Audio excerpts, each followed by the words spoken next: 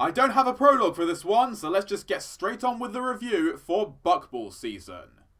Applejack has been challenged by her cousin Brayburn to a game called Buckball, and recruits Rainbow Dash, Fluttershy and Pinkie Pie to help her put a winning team together. During practice, they discover, to their surprise, that Pinkie and Flutters are naturals at the sport, and decide to train them to compete for Ponyville in the upcoming game. But their coaching techniques threaten to bring both their fun and playability down.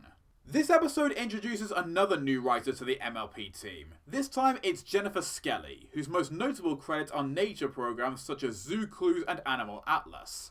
And for a first time offering, Buckball season holds up pretty well. If my recollection is correct, I actually think this is the first time we've ever had an episode properly focusing on Pinkie Pie and Fluttershy. The closest thing we've had until now is either Putting Your Hoof Down or Philly Vanilli. Although it's somewhat unusual to see either of them enjoying sports, the Andrea Libman pair make a great team as they both happily embrace a new activity. The combination of Pinkie Pie sporting pigtails and Fluttershy having fun with the game is a recipe for instant cuteness as well. Speaking of which, Buckball is a very interesting addition to the Pony universe, and it definitely looks like it would be a simple game to understand the rules of and highly enjoyable to play in real life. I can already imagine Brony convention organisers planning to find a way to incorporate actual Buckball tournaments in their next events. Prior to the episode's airing, Josh Haber posted on Twitter that if you like Quidditch, you'll love Buckball. And he's not wrong. The Harry Potter influences are evident right from the start, and fans of the series will no doubt enjoy picking out the similarities. Meanwhile, Applejack and Rainbow Dash's competitive sides are in play once again. And although their coaching techniques seem a bit harsh at times, it never feels too unreasonably so. Their desires for victory are traits that have been inherent to their personalities since all the way back in Season 1, and it makes sense that in this scenario, Rainbow would be motivated by just the very idea of winning, while Applejack wouldn't want to be shown up after her cousin bragged about how there was no way Ponyville could beat Appaloosa. The point is, my cousin Brayburn somehow convinced a Pegasus and a unicorn to come play with him on the Appaloosa team. And he can't stop bragging about how his team is gonna beat ours. But, we don't have a team.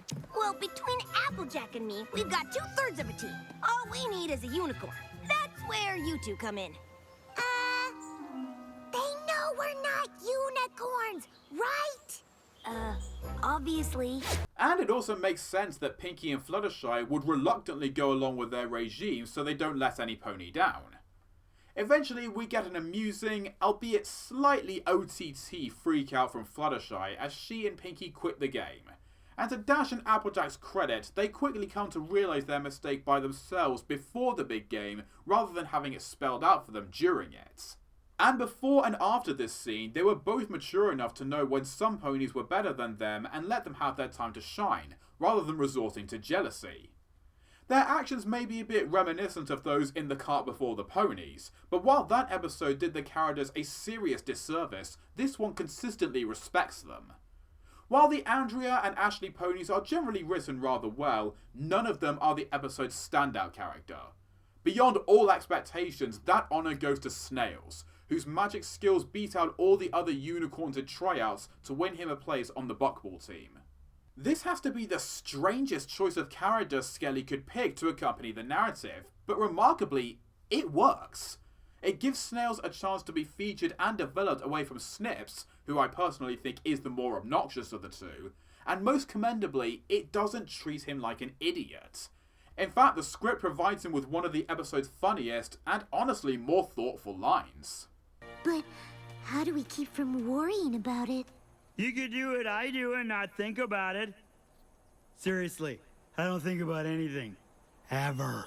The eventual lesson is an obvious but still relatable one, as it expresses the importance of knowing who works well under pressure and who doesn't, and why you shouldn't take something so seriously at the expense of enjoying yourself.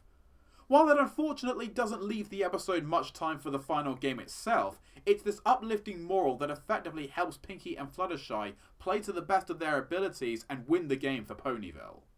For Jennifer Skelly's first episode, Buckball season delivers a pleasant and entertaining time that definitely has a season 2-ish feel to it, while still keeping the show and characters moving forward. A few episodes this season have attempted to capture the best of both and haven't achieved this aim with fantastic results. And while this one is never brilliant either, it does do a fine job in showing how the blending of past and present feels should be done. It may be a bit too familiar and predictable to ever really stand out, but as a simple, light-hearted slice of life story, it's good enough to earn a Silver Star score of 7 out of 10.